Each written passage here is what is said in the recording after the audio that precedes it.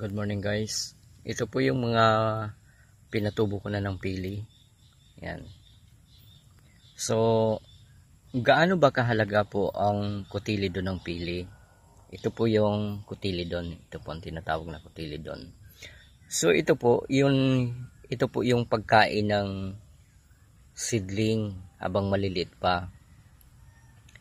At ito rin po ay kapag ito ay natanggal na forcefully, ibig sabihin kinuha po ito kasi ito po ay kinakain po ito.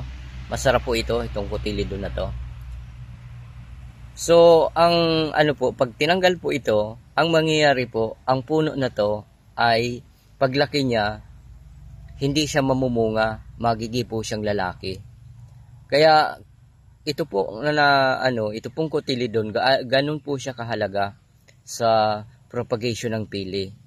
Kailangan po ay kusa po siyang matanggal. Pag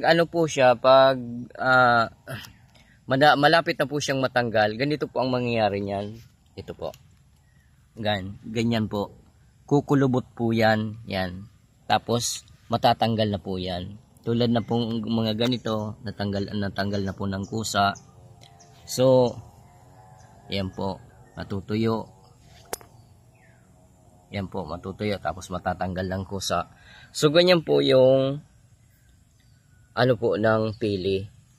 Kaya napakahalaga po sa pili yung pong cotyledon.